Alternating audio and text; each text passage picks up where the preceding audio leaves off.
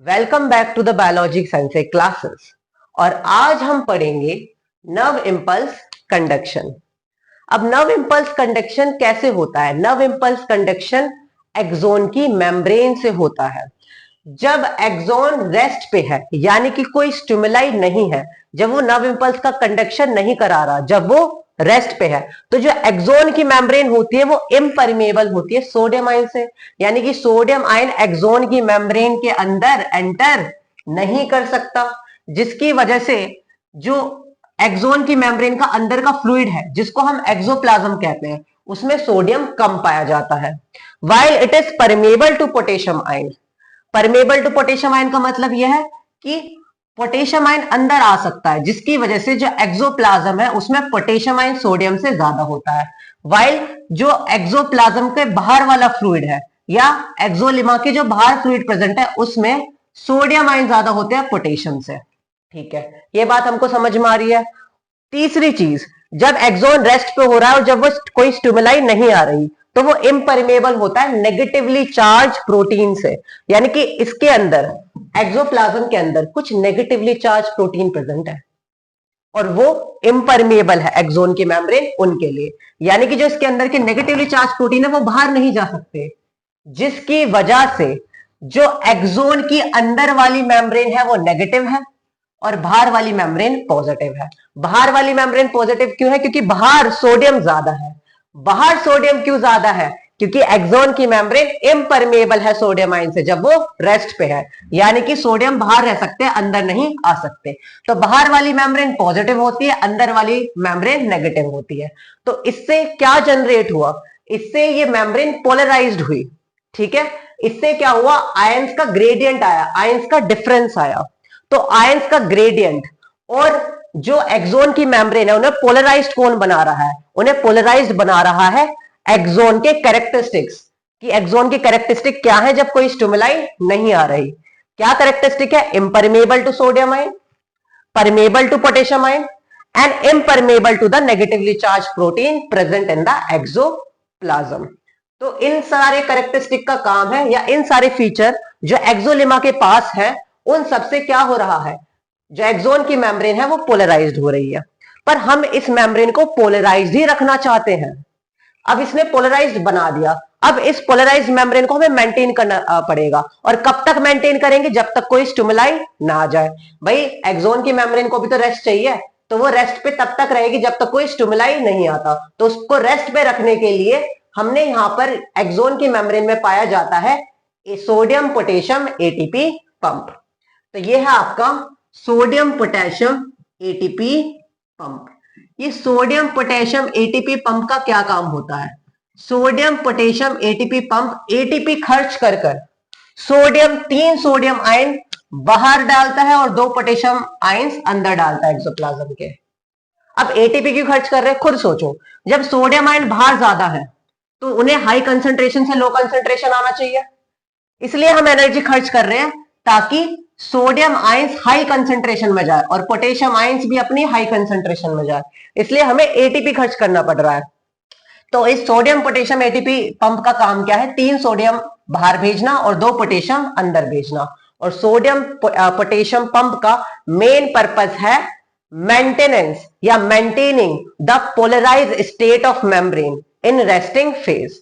तो ये membrane polarised ही रहे, वो काम किसका है? वो काम है सोडियम पोटेशियम एटीपी पंप का।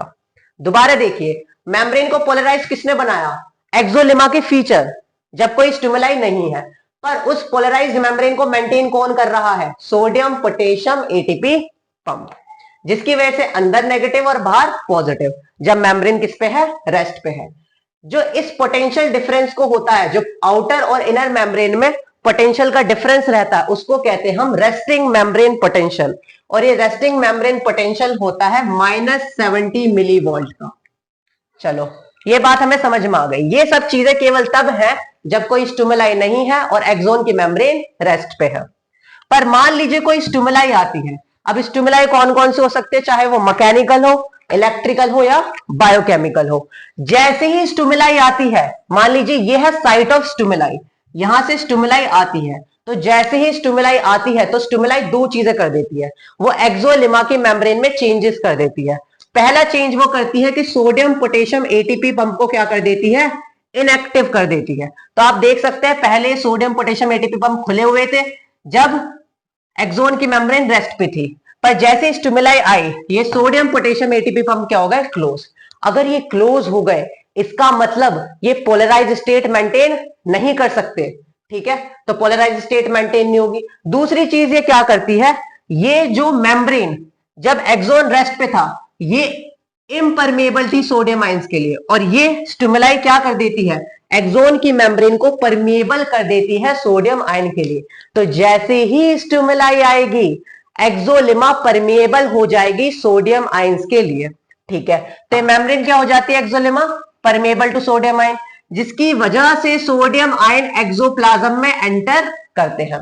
अब ये सोडियम आयन क्या करेंगे, जो अंदर वाला नेगेटिव पोर्शन है सोडियम आयन के आने की वजह से वो अंदर वाला क्या हो जाता है, पॉजिटिव, और बाहर वाला क्या हो जाता है, नेगेटिव। क्योंकि भाई सोडियम आयन बाहर से अंदर आ रहे हैं तो बाहर सोडियम आयन की कमी की वजह से बाहर वाली मेम्ब्रेन नेगेटिव बन जाती है, और सोडियम आयन की एंट्री की वजह से अंदर वाली मेम्ब्रेन जो नेगेटिव थी वो पॉजिटिव हो जाती है, और इस रीजन को कहते हैं एक्साइटेड रीजन। तो जहां पर स्टिमुलाई आती है वो रीजन को हम कहते हैं एक्साइटेड रीजन, ठीक है। और दूसरा हम इसको कहते हैं मेम्ब्रेन को डीपोलराइज्ड मेम्ब्रेन। रीजन को तो एक्साइटेड रीजन कह रहे हैं पर मेम्ब्रेन को कह रहे हैं डीपोलराइज्ड मेम्ब्रेन। क्यों, क्योंकि वो पोलराइज तब थी जब आउटर पॉजिटिव और इनर नेगेटिव था, पर अब वो डीपोलराइज हो गई स्टिमुलस की वजह से। अब क्या हुआ, इनर वाला पॉजिटिव हो गया, आउटर वाला नेगेटिव हो गया, ठीक है। अब जो ये सोडियम आयन है इसने अंदर वाले नेगेटिव को पॉजिटिव कर दिया, ये बात हमको समझ में आ रही है, तो उसने बना लिया एक्साइटेड रीजन। तो इस पॉइंट पे क्या हो रहा है, इस पॉइंट पे मेम्ब्रेन का डीपोलराइजेशन हो रहा है।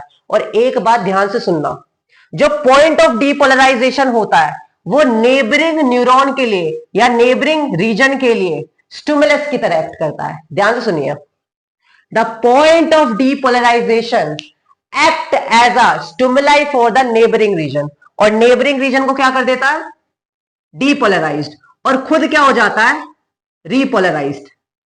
अब ध्यान से सुनिए, ये सोडियम आयन यहां पर आया, अब ये यहां पर जाएगा, ये इस वाले एरिया की नेगेटिव को पॉजिटिव करेगा, ठीक है, और बाहर वाले को क्या कर देगा, नेगेटिव। क्योंकि जैसे ये यहां डीपोलराइजेशन आ रहा है तो यहां पे जो डीपोलराइजेशन आया है वो दूसरे एरिया के लिए स्टिमुलाई की तरह एक्ट करेगा, और जैसे ही स्टिमुलाई पड़ेगी तो क्या हो जाएगा, sodium potassium ATP pump inactive हो जाएंगे और मेम्ब्रेन परमेबल हो जाएगी सोडियम आयन के लिए। तो सोडियम आयन अंदर आएंगे जिसकी वजह से नेगेटिव जो है ये पॉजिटिव में कन्वर्ट हो जाएगा, और जो बाहर का पॉजिटिव है वो किस में कन्वर्ट हो जाएगा, नेगेटिव में, ठीक है। तो यहां पे देखिए नेक्स्ट रीजन, अब क्या हुआ, जैसे ही ये सोडियम आयन इधर आ गए, जैसे ही wave of depolarization excited region से नेबरिंग एरिया में गई तो उसने नेबरिंग एरिया को क्या कर दिया, एक्साइटेड, ठीक है।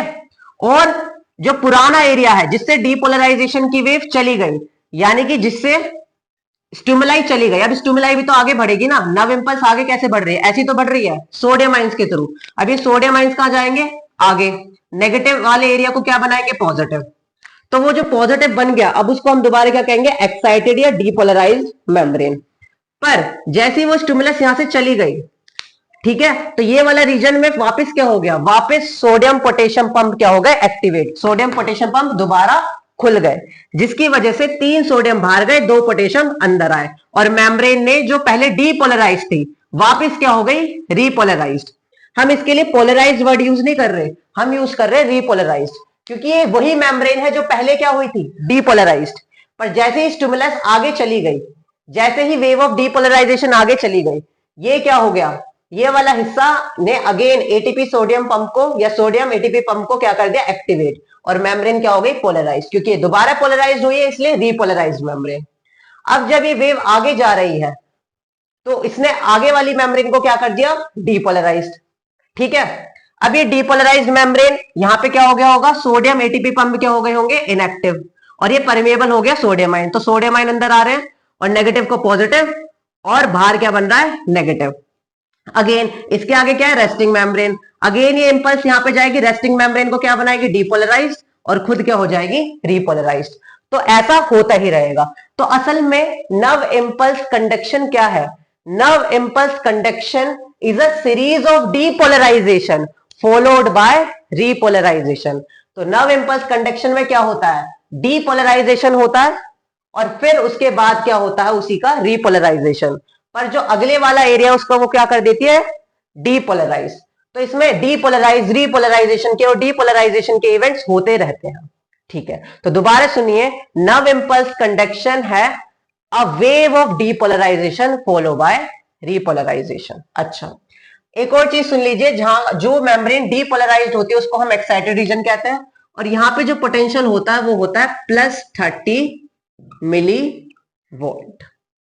होप सो आपको नव इंपल्स कंडक्शन समझ में आ गया होगा। अब मिलते हैं नेक्स्ट वीडियो में। Thank you for watching.